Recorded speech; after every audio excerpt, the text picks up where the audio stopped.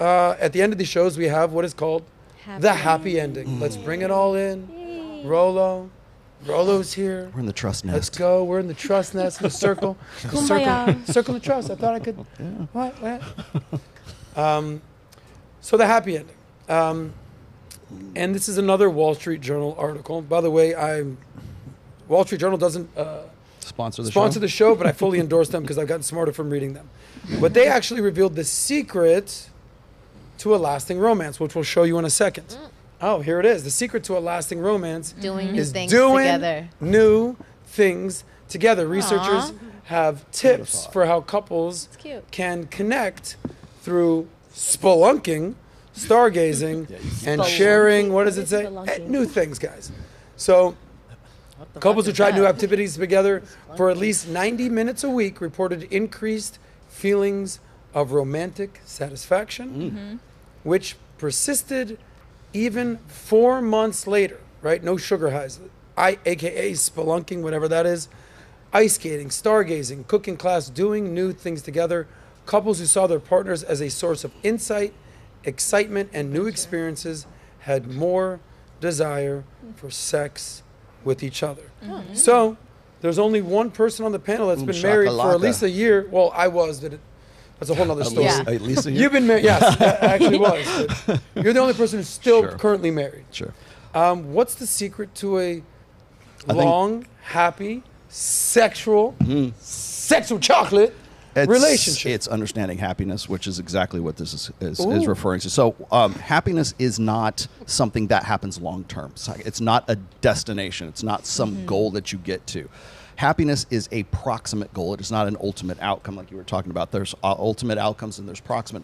Well, when happiness is an emotion, and I think one of the greatest disservices we do to women is we teach women that happiness is something that they can achieve in the long term and maintain it long term. Yep. That's why we prescribe SSRIs, antidepressants for women way more than we do for men, because we have sold women on this idea that if they get married, if they do this, if they do that, if they go to therapy, if they go to yoga, if they go to whatever, then they will be happy. It's the carrot that keeps you going, right? Well, the problem with that is it fundamentally misinterprets what happiness is. Happiness is doing. We do happy. We don't get happy or be happy. We have to do things, and that's exactly what this is talking about right here.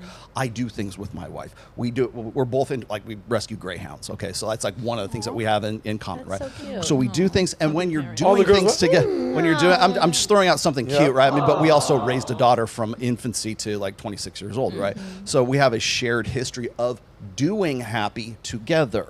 So it's not like, oh, we're all just going to suddenly get to 65 and we're all just going to retire and have this nice, happy, blissful, joyous feeling all the time. You have to be doing shit. Yeah. And I think whenever I see people trying to put a measurement on happiness to say, well, the average woman is happier or unhappier with kids, without kids, like depending on who you're reading, it's all based on one fundamental bullshit premise, which is you can be happy, you can be content.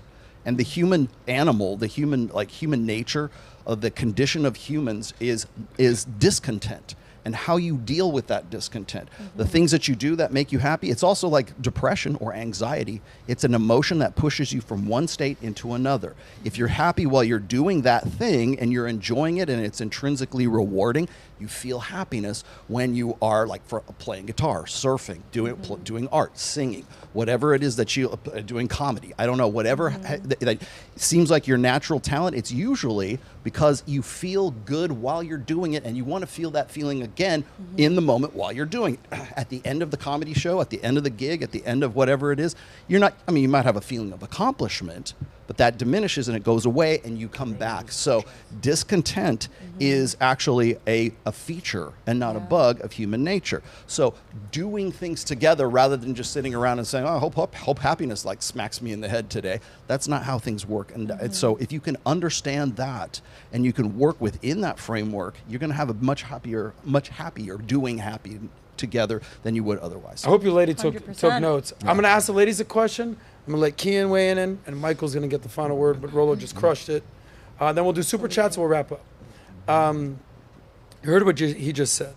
Hopefully you're listening. That's great. The one thing that one of the things I've learned from you is like the one thing you can't do in a relationship as a guy is be boring. Yeah. You got to do new things. You got to keep it sexy. You got to keep it fun. Perfect is boring. Being perfect is boring. Exactly. So that means some dudes are going to kind of mess up a little bit. Some guys, they do some wild ass stuff. But every guy, I would assume, and every girl wants that ride or die. You've heard this thing before, right? She might ride or die. What happened? Yeah, we broke up. So I guess she ain't riding. She died. What just happened to her? She died. But obviously, Amy, you said this, in the marriage vows, for richer, for poorer, for better, for worse, through sickness, through health, all that fun stuff. There's going to be some issues. Guys are always going to mess up. Guys are going to do something stupid at some point. You talked about if you submit, he'll commit, but also the reality is 70 to 80% of women are the ones that filed for divorce. What's the number? 70, 75. 70 to 75, and then it goes higher if they're college educated. Here's the question for the ladies. What makes you the type of girl who's going to stick it out? For richer, for poorer, for better, for the worse, for sickness to health? Because if 80% of women or so are going to cut and run. No poorer. Take that. That's right. it. No poorer. No poorer. There it is. What makes you Don't the type get of sick girl or that poor, will stick it and out? you're good. Pretty simple question. I think being like fundamentally based in reality is a good one, which again is why the red pill is good, because it teaches you to understand evolutionary psychology. Like there's just some things that are ingrained within human nature that are like they can't be changed, right? What Roller was talking about, the happiness levels, that's one of them. I've always said that like success and happiness, it's the progressive realization of a worthy ideal, not the realization of it. That's why so many people, when they hit the goal, when they get the husband, they get the money, they get this, that, they're unhappy, they're unfulfilled because they stop striving for something, right? I think that at the end of the day, like the happiness, the fulfillment, it comes from the journey.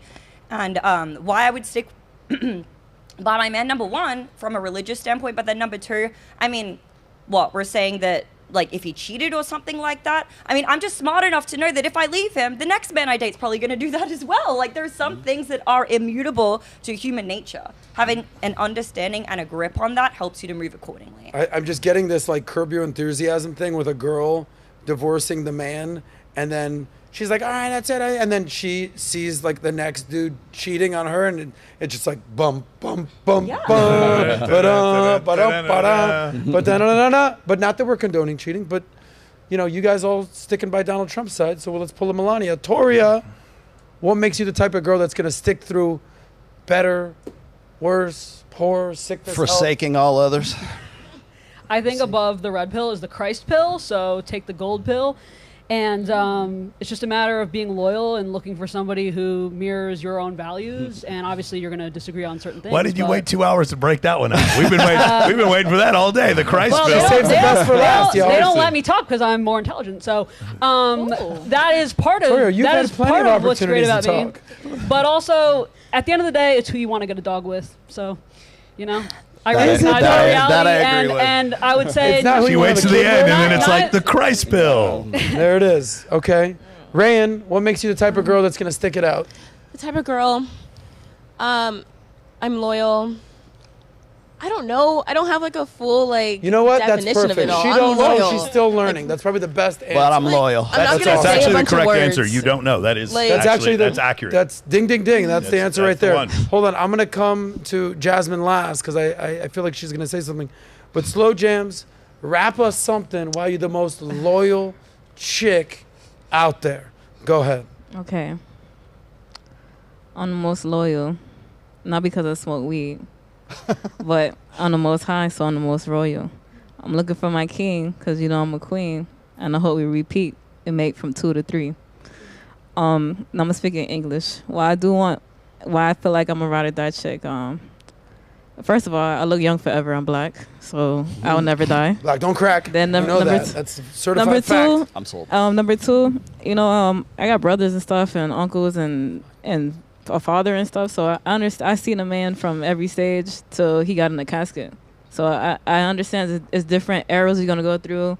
Different times you're gonna be really strong. Different times you're just not gonna be in those few seconds. You better not be.